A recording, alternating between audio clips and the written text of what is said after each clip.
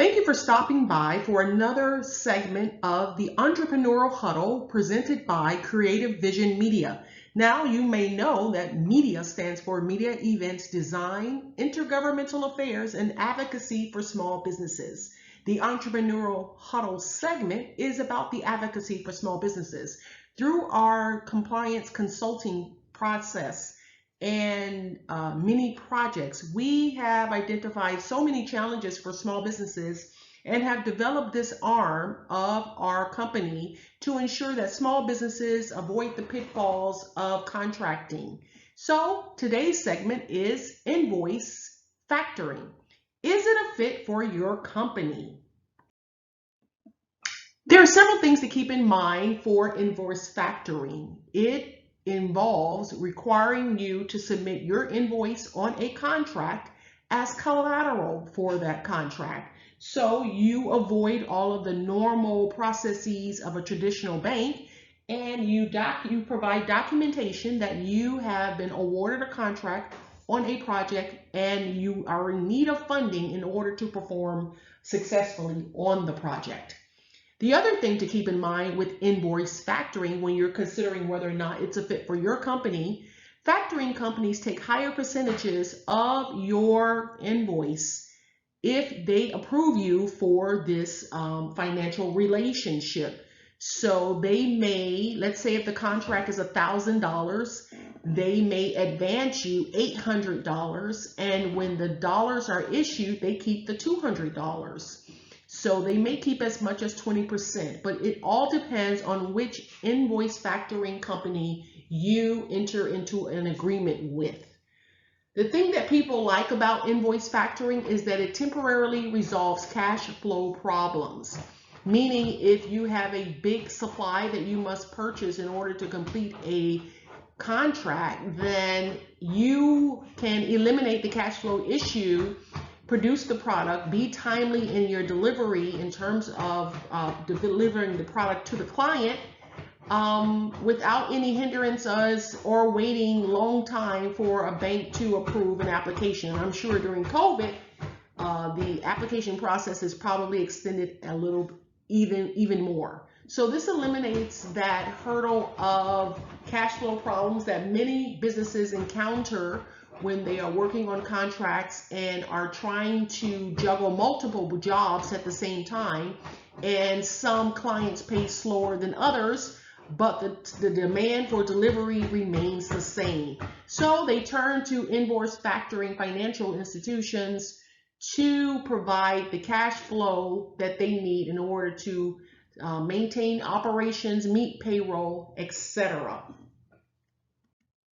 Now, here is the invoice factoring process as you consider whether or not it's a fit. And we want to thank fitsmallbusiness.com for this image that we have on the screen that clearly shows invoice factoring process. As you can see, step one, invoice your client with net terms of 30 to 90 days. That means if you have a client, you submit the invoice to them and you expect payment within 90 days. Then you identify an invoice factoring company that you will sell and assign your invoice to factor. That's your accounts receivable invoice.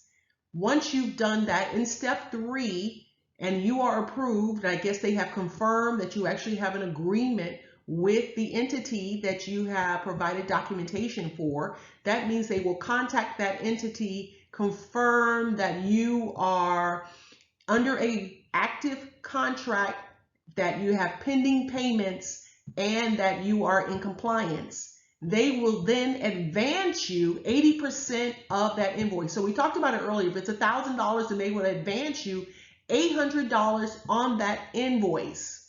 Now, step four, when the client pays the factoring institution the invoice that is due, so the client will pay the factoring institution directly the $1,000, and then the factoring institution will return to you the 20% or the $200 minus any fees for the advance on the accounts receivable. So keep in mind with this process that is outlined in 5 clear and easy steps, confirms the factoring company will contact the client to confirm the arrangements for the advance payment.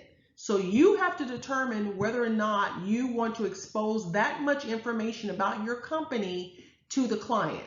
So remember now, certain industries, this is common. Construction, transportation, where there's a lot of capital required to get from point A to completion. This is a normal process. And make sure you use a respected invoice factoring company that will operate in a professional manner and not in a derogatory manner that will put a negative light on your company. To me, that is a big factor and a big concern. So it is important, as we move to the next slide, that you do your research in invoice factoring. Interview several companies.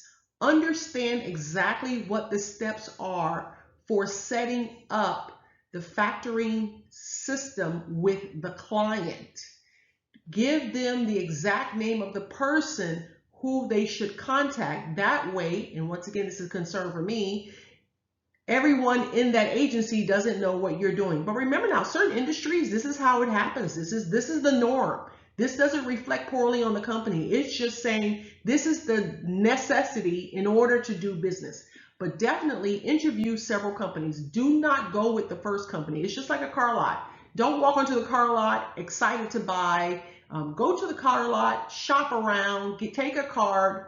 That one day of waiting before you buy that car will save you thousands of dollars in cost. Secondly, once you've narrowed it down to 3 companies, do your due diligence. Check the Better Business Bureau to see if there are any complaints against that company. Make sure you check to see whether or not the social media reviews are positive.